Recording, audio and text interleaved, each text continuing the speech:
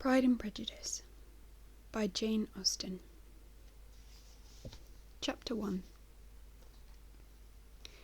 It is a truth universally acknowledged that a single man in possession of a good fortune must be in want of a wife.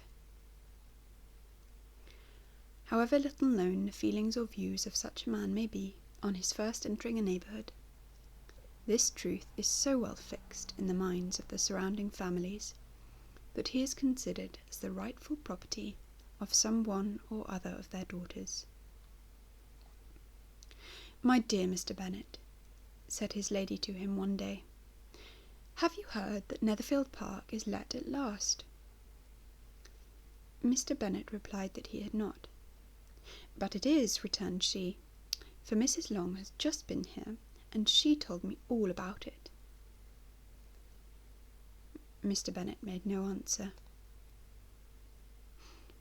"Do you want to know who has taken it?" cried his wife, impatiently. "You want to tell me, and I have no objection to hearing it." This was invitation enough. "Why, my dear, you must know. Mrs. Long says that Netherfield was taken by a young man of large fortune from the north of England, that he came down on Monday in a chaise and four to see the place, and was so much delighted with it that he had agreed with Mr. Morris immediately that he is to take possession before Michaelmas, and some of his servants are to be in the house by the end of next week." What is his name?"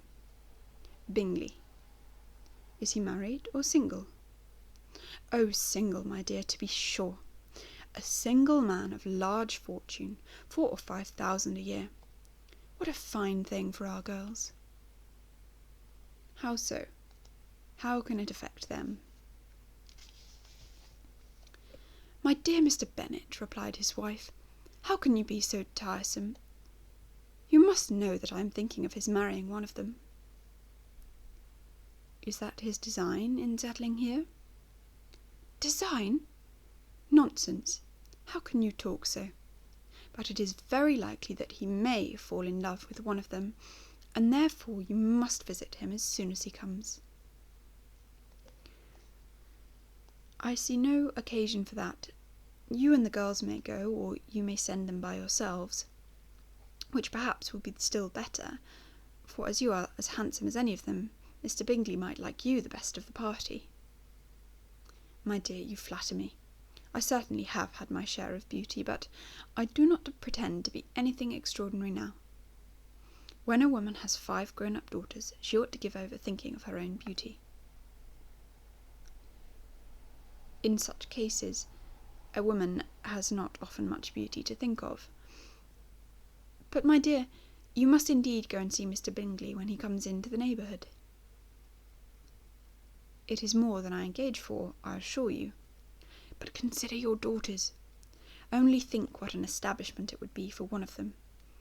Sir William and Lady Lucas are determined to go, merely on that account, for in general you know they visit no newcomers. Indeed you must go, for it will be impossible for us to visit him if you do not." "You are over-scrupulous, surely.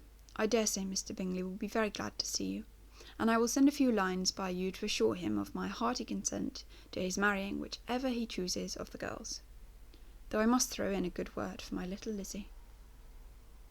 "I desire you will do no such thing. Lizzie is not a bit better than the others, and I am sure she is not half so handsome as Jane, nor half so good-humoured as Lydia. But you are always giving her the preference." "They have none of them much to recommend them," replied he. "They are all silly and ignorant, like other girls. But Lizzie has something more of quickness than her sisters." "Mr. Bennet, how can you abuse your own children in such a way? You take delight in vexing me.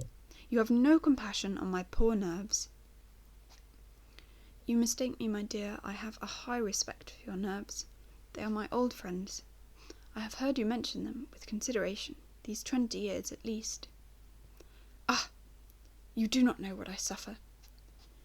But I hope you will get over it, and live to see many young men of 4,000 a year come into the neighbourhood." "It will be no use to us, if 20 such would come, since you will not visit them." Depend upon it, my dear, that when there are 20, I will visit them all.